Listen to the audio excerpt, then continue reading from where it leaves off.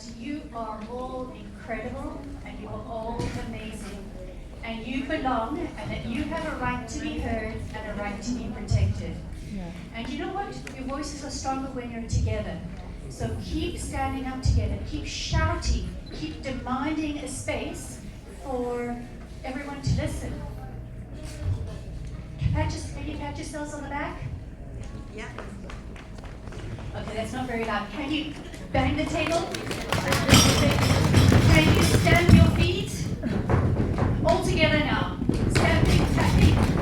And can you just say after me, I am amazing. I am amazing. And I have a right to be heard. And I have a right to be heard. And I will be protected. And I will be protected. Good.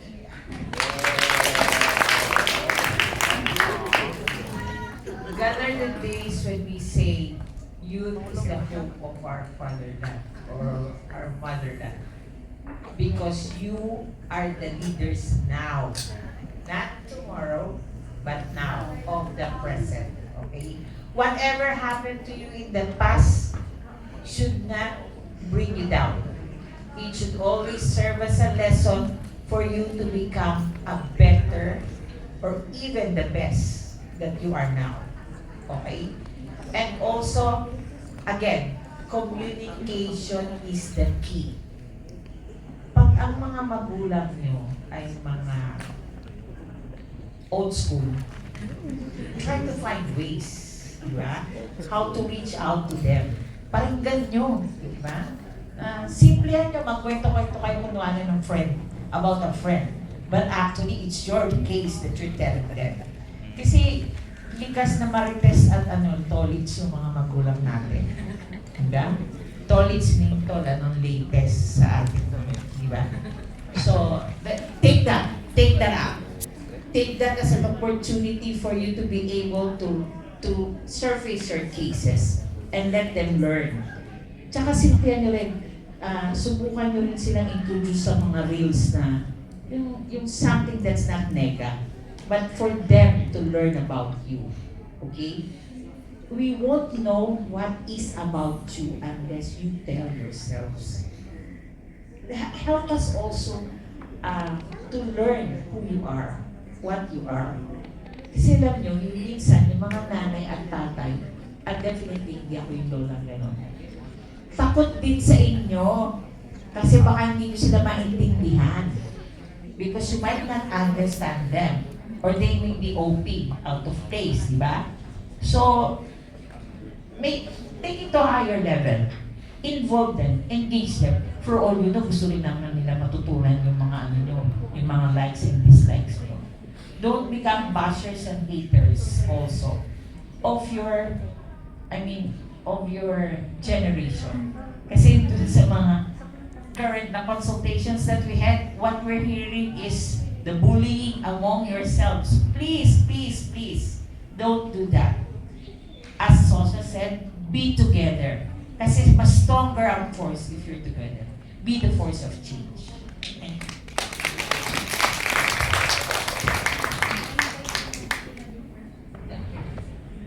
Ayan. Feeling ko Miss Universe Top 5.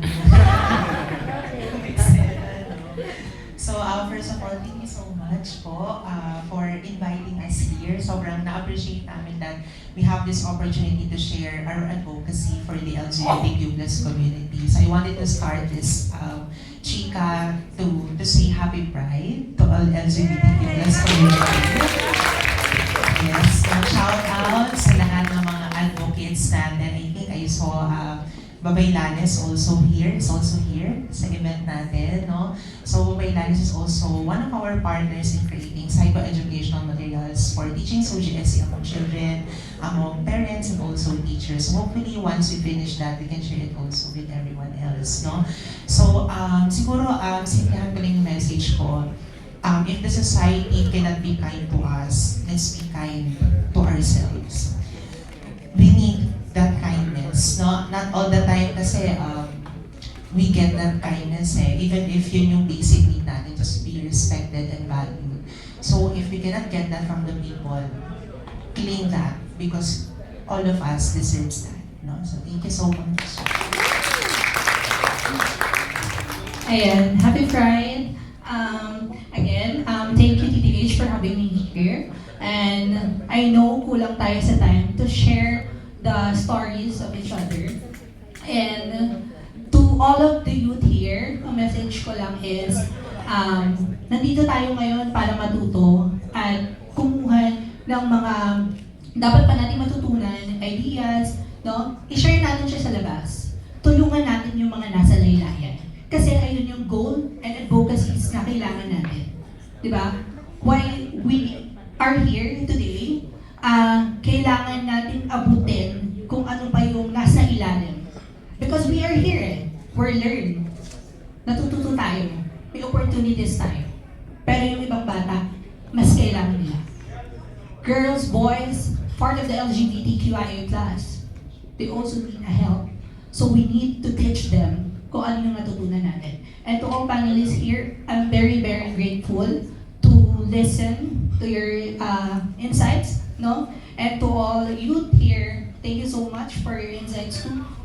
And to our partner organization, maraming salamat again for this opportunity. And ayun, again, we are not a children, no? We are children. So let children be children. Tulungan natin sila.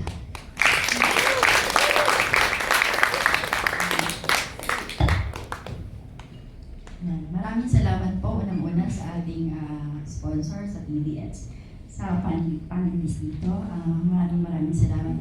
Sa mga kabataan na advocate, no po, nariyan na kayo.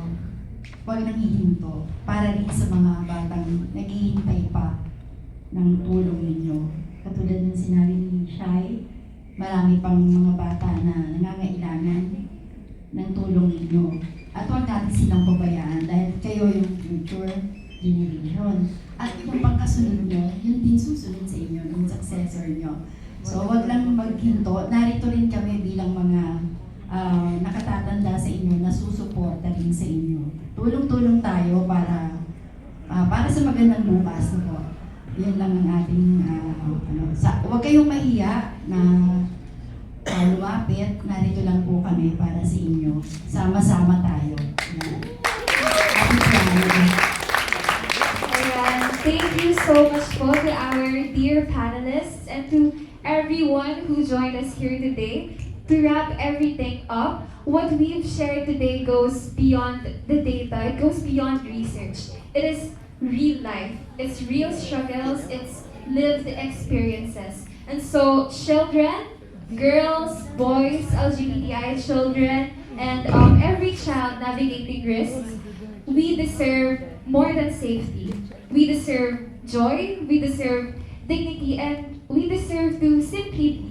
So we are ending this panel discussion with a call to action that as parents, as community educators, or as a community, we listen and we don't judge. That is how we empower and that is how we protect. Let us let children be children, and most especially online. That is all. Thank you so much.